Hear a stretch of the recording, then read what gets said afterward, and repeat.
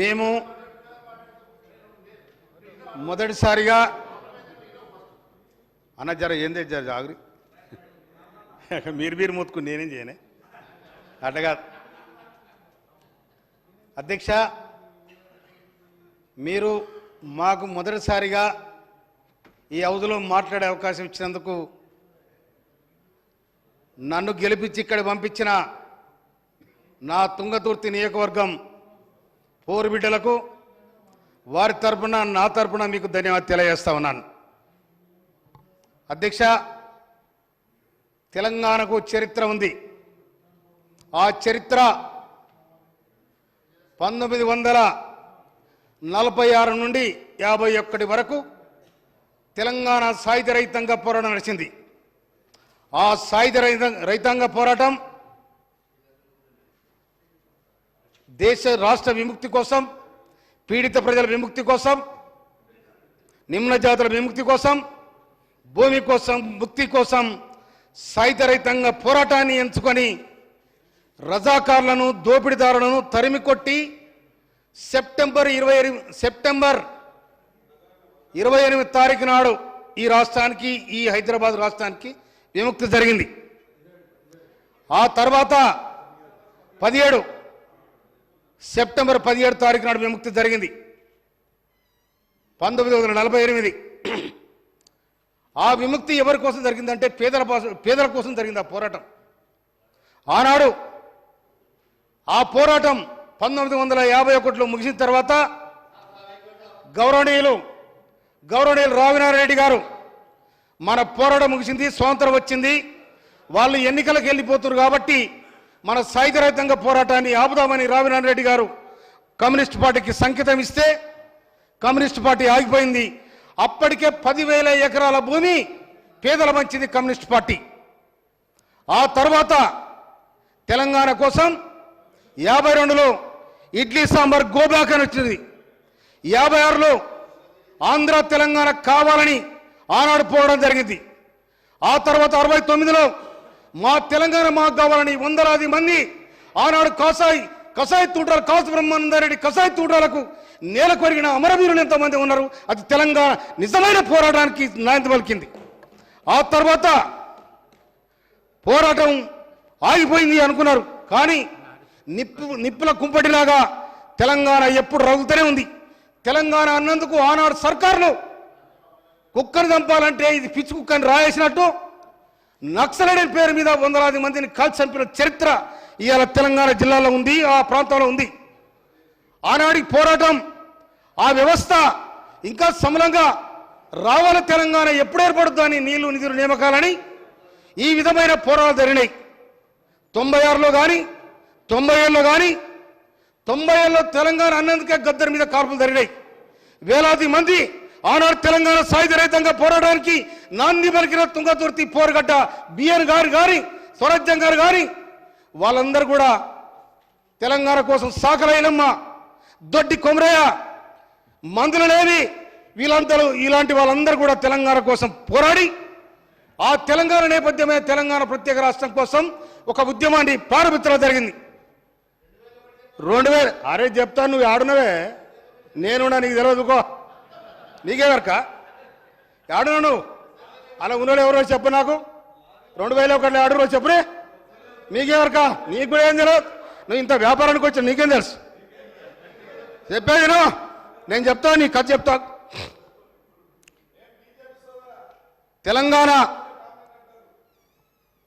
తెలంగాణలో అతివృష్టి అనావృష్టితో తల్లాడుతున్న రైతాంగం కోసం ఆనాడు రైతాంగం తిరుగుబాటు క్రమంలో కేసీఆర్ గారు మేధావులందరూ కలిసి తెలంగాణ పెడితే బాగుండు, తెలంగాణ విముక్తి జరిగితే బాగుండు అని కూడా ఒక సమావేశం జరిగింది. నేను ఆ సమావేశంలో కూడా ఉన్నా.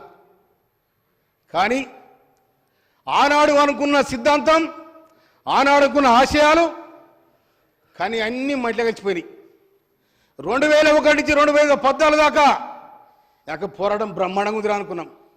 2000 ఎట్టున్నాం దళిత ముఖ్యమంత్రి, ఇదేంద్ర దళిత ముఖ్యమంత్రి ఏది లేదు, ఆరుడే సూర్యుడే దళిత ముఖ్యమంత్రి అన్నారు. నేను అప్పటికే నమ్మలే, ఎందుకంటే 2001 నుంచి ఉన్నాలా. అప్పుడే నమ్మలే, ఇదేదో గోలు కొట్టిర్రు అనుకున్నా నేను. కానీ 3 ఎకరాల భూమి ముఖ్యమంత్రి ఇవాళ నేను చెప్తున్నా, అక్కడున్న ఎమ్మెల్యేలు ఓడిపోయినలు కానీ గెలిచాడు కూర్చున్నాడు కానీ 2014లో ప్రభుత్వం ఏర్పడిన తర్వాత ప్రభుత్వంలో మీరున్నారు. మీరున్న నాడు ఎన్ని ఎకరాల భూమి ఉంది, ఇవాళ ఎన్ని ఎకరాల భూమి ఉంది మీకు? తెలంగాణ ప్రజానికాన్ని నిట్టనిలో దోచుకున్నారు. తెలంగాణ ప్రభుత్వం ఏర్పడిన తర్వాత ఆనాడు కాశీరాజు ఏమైతే ఉన్నాడో నిజానికి ప్రతి నియోజకవర్గానికి కాశీరాజు తయారైంది. మాట్లాడితే జైలు, మాట్లాడితే కేసులు. ఈ విధమైన నిజమైన తెలంగాణ ఉద్యమకారులను గెంటి వేసిరు మీరు. గెంటి వేస్తే దానికి నిదర్శనమే నేను. మీరు నన్ను గెంటి వేయలే, నేనే పీకి అవతల పడేసి నిటారుగా నిలబడితే కాంగ్రెస్ పార్టీ గడిచింది. నేను డెమోడి నిలబడతా ఉన్నా. అది కాంగ్రెస్ పార్టీకి పేదల పైన ఉన్న వ్యవస్థ అది. అందుకోసం మిత్రులారా, ఇవాళ నేను తుంగతుర్తి నియోజకవర్గానికి ఎమ్మెల్యేగా అయినా. ఇవాళ నేను మాట్లాడే సబ్జెక్టు సామాజిక న్యాయం, దీని మీద ప్రజాస్వామ్యం. కానీ మిత్రులారా, ఏం జరిగింది ఇక్కడ? ప్రభుత్వం ఏం చేయాలన్నది ఇవాళ ఏ సర్కారు వచ్చినా కూడా ఏమనుకుంటుంది? పేద ప్రజలు ఏమనుకుంటారు? అరే కొత్త సర్కారు వచ్చింది, మాకు ఇల్లు కట్టిస్తారు, మమ్మల్ని ఆదుకుంటారు అనుకుంటారు. మీరు కట్టించింది ఏంటిది? బొందలగడ్డ, శ్మశాన వాటిక, వైకుంఠ ధామాలు మీరు కట్టించింది. అది పేదలకు. ఇవాళ పోతే గయ్య దర్శనం ఇస్తున్నాయి మీకు. కానీ మీరు, మీ ప్రభుత్వం ఆయల్ల ముఖ్యమంత్రి అయినాడు నేను అనుకున్నా ఇది ప్రజాస్వామ్యం వర్ధిల్లుద్ది, వేలాది మంది అమరవీరుల త్యాగపరం తెలంగాణ వచ్చింది, ఈ తెలంగాణలో అందరూ కూడా సుఖశాంతులతో ఉంటారు అనుకున్నా నేను. కానీ ఎప్పుడైతే గోల్కొండ కోటలో జాతీయ జెండా ఎగిరేసిండో ఆనాడే ఆయన మనసు మారింది అనుకున్నా నేను. గోల్కొండ కోటకు తెలంగాణ సాయుధ రహితంగా పోరాడడానికి సంబంధం ఉంది. అక్కడ ఎవరైతే పేదలను పీడించబడిరో వాళ్లకు నిటారుగా గోల్కొండ కోట కింద నీ గోరిగడత కొడుకో అని సంకేతం పంపిన ఉద్యమకారుల చరిత్ర ఇలా గోల్కొండ కోట మీద. కానీ మీరు పోయి గోల్కొండ కోటను జెండా ఎగిరేసారు అంటే మీ మనసులో ఉన్న మాట, ఇక్కడ ఉన్న వాళ్ళంతా బానిసలు, ఆ బానిసలు నేను రాజును, నేను వెళ్తా కనుక నాకు ఎదురు లేదండి విర్రబీగినరు. కానీ కేసీఆర్ గారు 70,000 పుస్తకాలు చదివాడు. ఆ పుస్తకాలు చదివిన సంగతి జయశ్రెడ్డి గారికి ఎరక. 80,000 10 అటు ఇటు తీరాదే. అయితే 80,000 పుస్తకాలు చదివిన సంగతి జయశ్రెడ్డి గారికి ఎరక. కానీ కేసీఆర్ గారు తన పుస్తకం చదువుకోలే.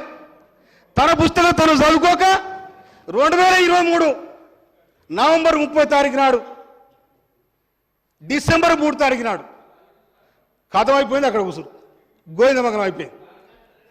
అందుకోసమని మిత్రులారా, ఈ రాజ్యం ఎప్పుడైనా కూడా ఒక పోరాటం జరిగిందంటే దాని వెనకాల త్యాగాలు ఉంటాయి. ఆ త్యాగాల ఫలితం రావాలని ప్రతి ఒక్కరు కూడా అనుకుంటారు. కానీ ఇక్కడ పేద ప్రజానికానికి ఉరకమంటే ఉరికినోళ్లకు, కొట్లాడమంటే కొట్లాడేళ్లకు, రాలేమంటే రాలేసిన వాళ్ళకు, నవ్వమంటే నవ్వినోళ్లకు, ఏడమంటే ఏడ్చినోళ్లకు ఎక్కడ ఫలితం దక్కలేదు, కొంతమందికి దక్కింది. ఇలా మీ ఆస్తులని మీ పాస్తులని ఏడకొచ్చినాయి. చెప్పులు సరిగా లేని వాళ్ళు ఇవాళ కోట్లాధిపతులు అయినారు. ఎట్లా అయినా ఎవరి కోసం వచ్చింది తెలంగాణ? అందుకోసమనే నీళ్లు లేవు, నిధులు లేవు, నిధులని మీ ఇల్లు చేరాయి, నీళ్లు మీ పంపదలో చేరాయి. ప్రజలు అల్లాడుతూ ఉన్నారు. ఎవరు సమాధానం చెప్తారు దీనికి? అందుకోసం మిత్రులారా, ఎప్పుడైతే ఇక పార్టీ ఇంకో మాట, అది బీఆర్ఎస్ఆ టీఆర్ఎస్ఆ? దానికి సమాధానం చెప్పాలి మీరు. బీఆర్ఎస్ఆ టీఆర్ఎస్ఆ? ఎప్పుడైతే ఉద్యమ పార్టీగా మీరు బీఆర్ఎస్ని పెట్టుకున్నారో బొందలు పడిపోతుంది అప్పుడు అనుకున్నా. కనుక అది చరిత్ర, ఆ చరిత్ర చెప్తున్న సత్యం. ఇంకొక మాట, నేను సీనియర్ నాయకుని అక్కడ, కానీ నేను అక్కడ ముఖ్యమంత్రి కలవడానికి 2 సంవత్సరాలు పట్టింది. ఎప్పుడైతే బీఆర్ఎస్ పెట్టిన మహారాష్ట్ర నుంచి వార్డు మెంబర్ వస్తే వాడిని కూర్చొని పెట్టుకోడు, వార్డు మెంబర్ వస్తే కూర్చొని పెట్టుకొని వానికి ఆలాయి తీసుకొని అటు చేసిండు. కానీ 2001 నుంచి నీ ఎంట ఉన్న వాళ్ళకు అగౌరవపరిచిండ్రు, అన్యాయం చేసిండ్రు. అందుకోసం మిత్రులారా ఈ అనుభవం తప్పకుండా మీకుంటుందని కూడా మనం చేస్తున్నాను నేను. సామాజిక న్యాయం నీకు డాక్టర్ సాబ్ నీకు ఏమరకు చెప్పు.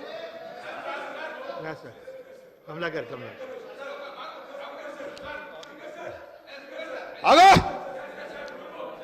జరా ఇవాళ తుంగతుర్తి నియోజకవర్గం పోరాటాలకు వర్దిల్లగడ్డ మీకు ఎవరికైనా మీ ఎవరో తెలంగాణ మీకు ఎక్కడ మీ పోరాట చరిత్ర మీకు ఎక్కడిది మీకు పోరాడేది మీ పొలబడి అని వేసుకొచ్చారు మీరు ఎక్కడదా మిత్రులారా.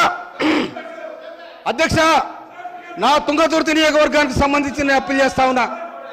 నా తుంగతుర్తి నియోజకవర్గంలో ఒక ఇండస్ట్రియల్ పార్క్ పెట్టాలని అప్పీల్ చేస్తా ఉన్నా. నేను తుంగతుర్తి నియోజకవర్గంలో ఒక ఇండస్ట్రియల్ కారిడార్ పెట్టాలని అప్పీల్ చేస్తా ఉన్నా. నేను తుంగతుర్తి నియోజకవర్గంలో ఉండబడిన రుద్రమ చెరువును తుంగతుర్తి నియోజకవర్గంలో ఉండబడిన రుద్రమ చెరువును రిజర్వాయర్ చేయాలని విజ్ఞప్తి చేస్తా ఉన్నా.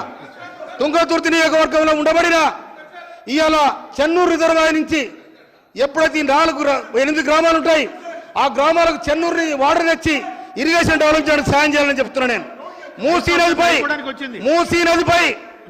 మూసీ నదిపై నిర్మించడానికి 5 చెక్ డ్యాములు కూడా శాంక్షన్ చేయాలని నేను ఇరిగేషన్ మినిస్టర్ గారు కోరుతా ఉన్నా. అదేవిధంగా తిరుమలగిరికి జూడ కాలేజీ మంజూరు చేసిన ముఖ్యమంత్రి గారికి సందర్భంగానే హృదయపూర్వక ధన్యవాదాలు తెలియజేస్తా ఉన్నాను. అదేవిధంగా ఇవాళ టెక్నికల్ సాంకేతిక పరమైన ఇన్స్టిట్యూట్స్ పెట్టాలని ముఖ్యమంత్రి గారు ప్రతిపాదించారు. అది తుంగతుర్తిలో ఐటీఐ కాలేజ్, తుంగతుర్తిలో ఐటీఐ, అడ్డగూడలో ఐటీఐ పెట్టాలని కూడా నేను విజ్ఞప్తి చేస్తా ఉన్నా. తర్వాత మా బునాది గారి కాలువ తర్వాత మా అసిమినర్ కాలువ కంప్లీట్ చేయాలని మనం చేస్తా ఉన్నా. నేను తర్వాత ఇంకోటి తిరుమలగిరిలో ఇంకొక మాట ఇవాళ వీళ్ళు చేస్తా ఉన్నారు. ఒక్క నిమిషం ప్లీజ్ ఒక్క నిమిషం.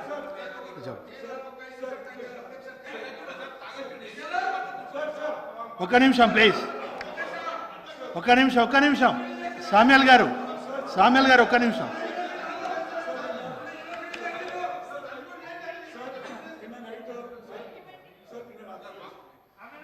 ఒకటే మాటలు చెప్పండి.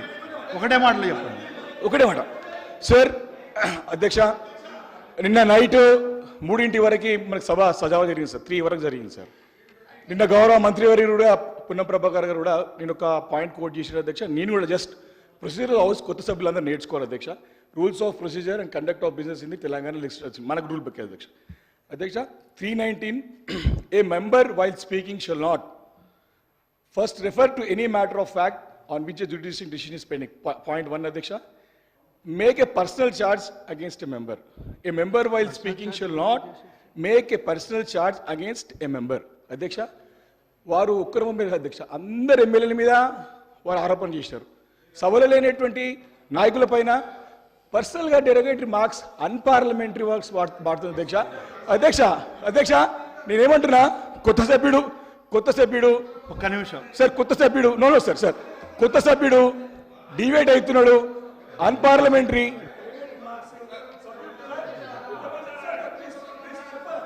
ఒక్క నిమిషం మీరు ఏనండి. ఒక్క నిమిషం. ఇప్పుడు మీరు అన్నట్టు ఫస్ట్ ఏమో కొత్త సభ్యుడు నంబర్ 1. నంబర్ 2 మీరు ఏదైతే అన్నారో తప్పకుండా రికార్డును సభాపతి గారు పరిశీలించి ఒకవేళ డిలీట్ చేయాలంటే చేస్తారు. ప్లీజ్ కూర్చోండి. సామ్యాల్ గారు. అధ్యక్ష ప్లీజ్ మా నియోజకవర్గానికి అధ్యక్ష దయచేసి కూర్చోవాలి. మా నియోజకవర్గానికి సంబంధించి తప్పకుండా అన్నాను. మా తుంగతుర్తి నియోజకవర్గం చాలా వెనుకబడిపోయింది. దయచేసి మా శ్రీధర్ బాబు గారికి మా ఇండస్ట్రియల్ మినిస్టర్ గారికి విజ్ఞప్తి చేస్తా ఉన్నా. మా దగ్గర 225 ఎకరాల గవర్నమెంట్ స్థలం ఉంది.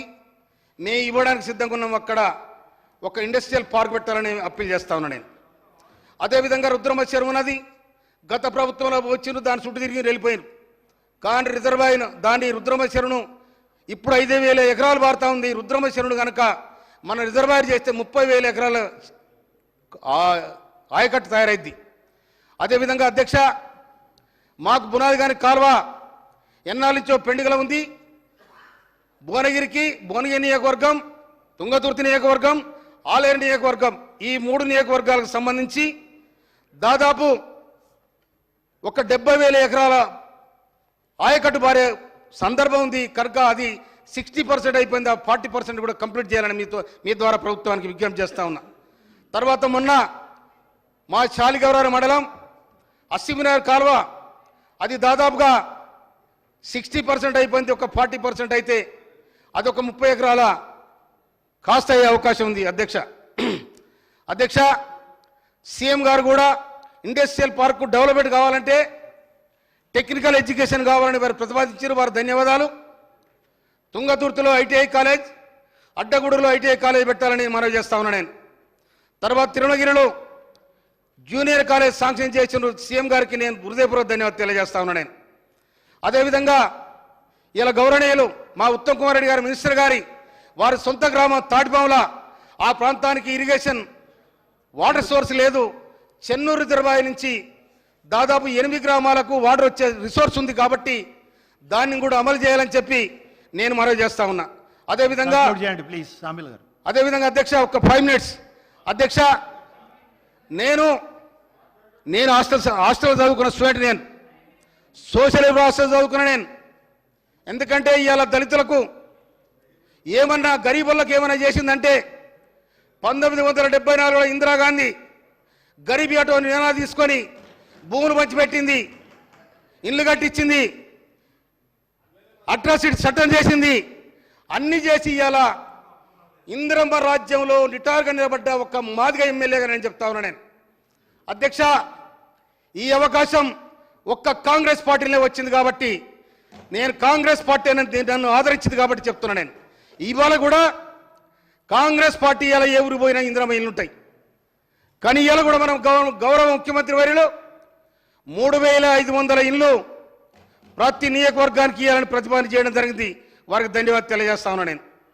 కనుక ఇవాళ మా మోత్కూరులో ఆర్టీసీ డిపో పెట్టడానికి గౌరవ మంత్రివర్యులు కూడా వారు సహకరించడం జరిగింది. గౌరవ మంత్రివర్యులు పంచాయతీ శాఖ మంత్రులు సీతక్క గారి అప్పీల్ చేస్తా ఉన్నా నేను.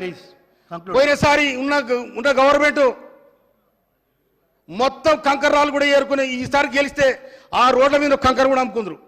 ఆ పరిస్థితికి వచ్చింది. ఎందుకంటే చెప్తున్నా అధ్యక్ష, నేను ఎన్నికలు జరుగుతూ ఉన్నాయి, నా ఏరు పక్కన రోడ్డు, నా ఊరు పక్కన ఏరుంది.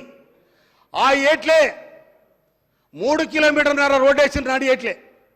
ఇదేంటంటే ఇగో ఈ భాగం కేసీఆర్కు, ఈ భాగం కేటీఆర్కు, ఈ భాగం హరీశ్రావుకు, ఈ భాగం జయశ్రెడ్డికి, ఈ భాగం కవితకు, మొత్తం భాగం నాకు. రా నా ఇంటర్ కారుచుకొని రాడికి రారి, నేను రోడ్డు చూపెడతా రారి. నేనే చెప్పినా అధ్యక్ష ప్లీజ్, నేనే చెప్పినా ఎన్నికలైన తెల్లారి దీన్ని మొత్తం తవ్వేస్తానని చెప్పినా. ఇప్పుడు పోయి చూసుకోపోరు, మొత్తం తవ్వేసిన.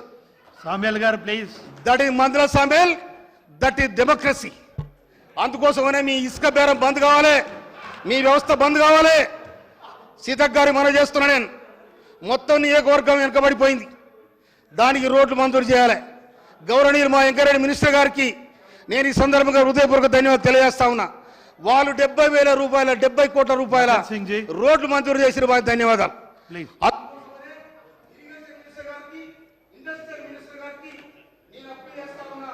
ఒక నిమిషం మకన్ సింగ్ 1 minute క్లోజ్ చేయి.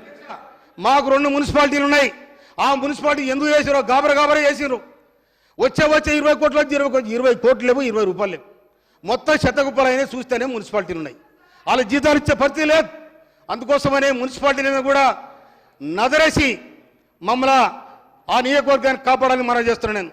హైదరాబాద్కు సంబంధించి ఒక మాట మారుతా, ఎందుకంటే నేను ఎస్సీని కాబట్టి, హాస్టల్ చదువుకున్నా కాబట్టి చెప్తున్నా నేను.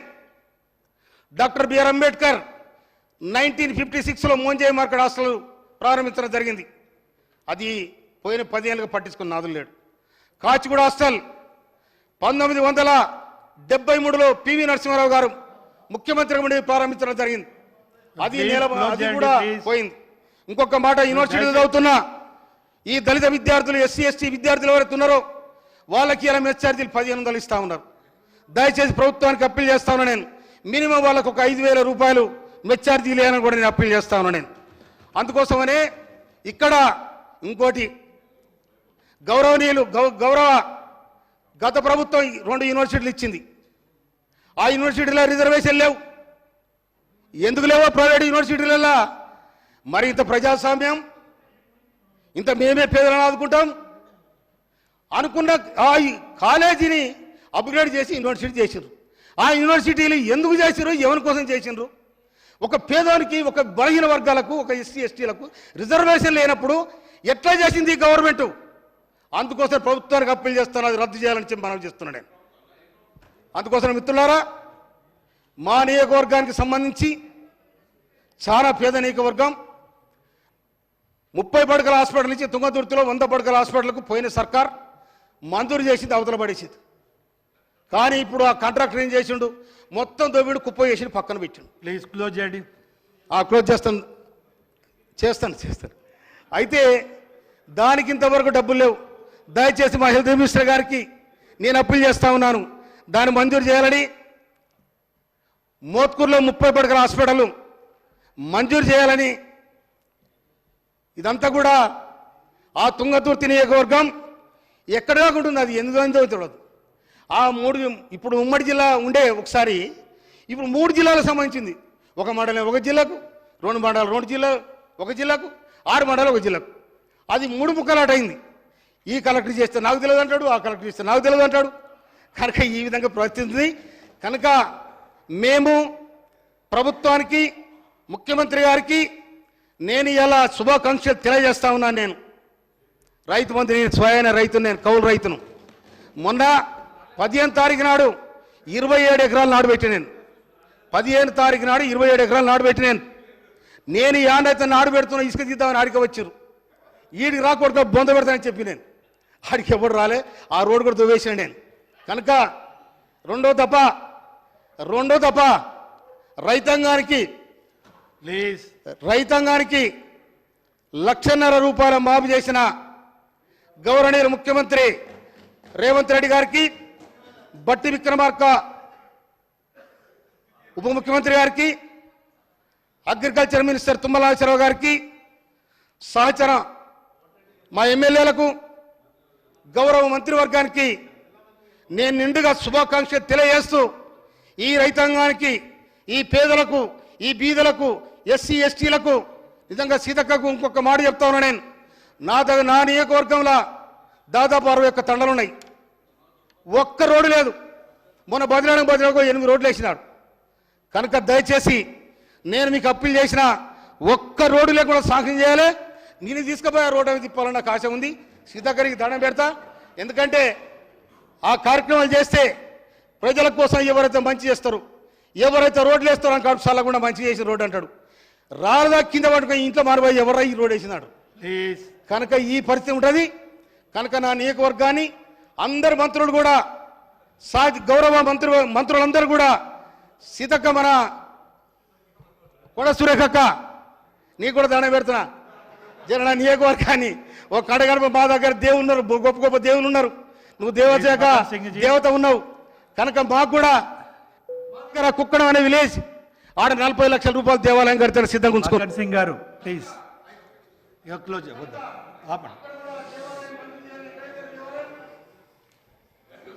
చాలా టైం